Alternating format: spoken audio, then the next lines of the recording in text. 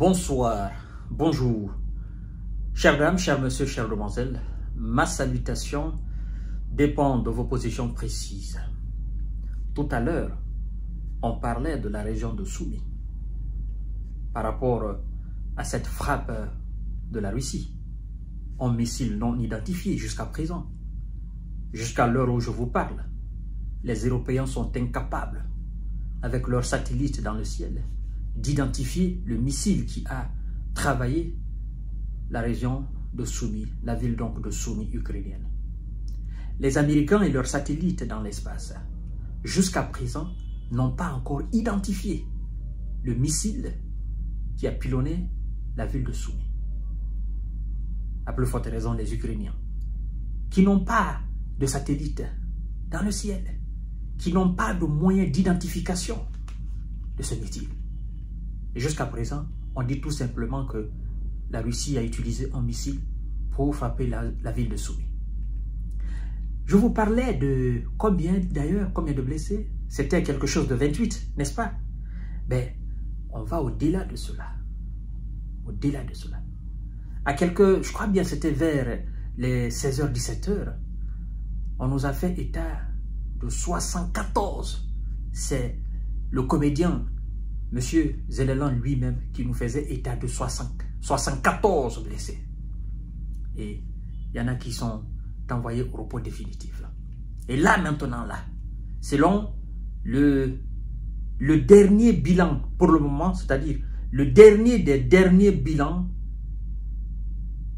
là, ça vient de sortir. On nous fait état de près de 90 blessés.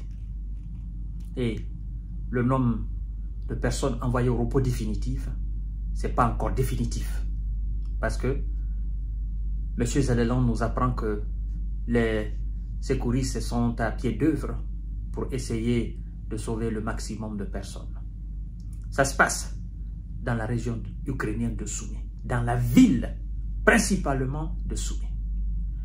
Vous savez, la Russie a arrêté des militaires ukrainiens dans la région russe de Kursk. Des militaires au-delà de l'incursion qui ont fait de l'unanimité, c'est-à-dire, je veux dire, ils ont tellement commis d'actes ignobles que la population de Kursk, les quelques éléments, les quelques hommes forts encore et les femmes fortes qui étaient encore dans cette région de Kursk, il y a eu l'unanimité, n'est-ce pas, concernant ces soldats ukrainiens qui ont fait preuve de monstruosité, d'inhumanité. Ils ont commis des actes inqualifiables. Il y en a d'ailleurs qui ont été, dans leur tentative de fuite là, il y en a qui ont été arrêtés, qui ont été jugés à de peines très très lourdes. 17 ans, 18 ans, 19 ans, 16 ans. Ils sont aujourd'hui dans les géoles. Et au vu de tout ça, vous savez, ça fait mal. Ça fait mal. Ce qui ralentit la Russie, souvent dans son offensive, c'est le temps donné aux populations d'évacuer. Je ne sais pas si vous comprenez en fait. Avant que la Russie ne prenne une ville, elle laisse le temps aux populations d'évacuer. Ça s'est passé comme ça à Mariupol, ça s'est passé comme ça à Mariupol, ça s'est passé comme ça à Zaporizhzhia, ça s'est passé comme ça à Kherson, ça s'est passé comme ça à Advika, ça s'est passé comme ça à Poltava, ça s'est passé comme ça, oui, effectivement, dans toutes ces régions qui ont été conquises, toutes ces grandes villes, toutes ces petites localités, ça a toujours été comme ça. Et c'est ce qui a d'ailleurs rendu la tâche très difficile aux Russes. Parce que quand ils venaient dans une localité, ils entourent la localité. Donc, ils laissent toujours une porte de sortie aux populations civiles. Mais il arrivait parfois que les hommes de M. Zelensky eux-mêmes utilisaient leur propre population comme bouclier humain. Et donc, ça rendait la tâche difficile.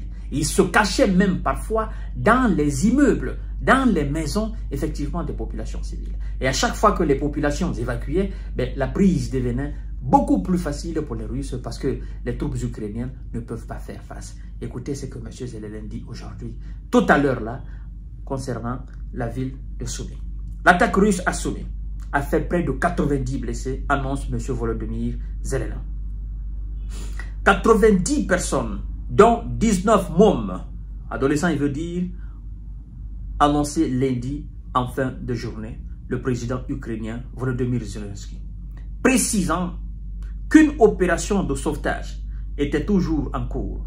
Il dit, je cite, à l'épicentre se trouve une école et des bâtiments résidentiels. Heureusement, les enfants de l'école étaient à l'abri, précise le chef de l'État ukrainien, M.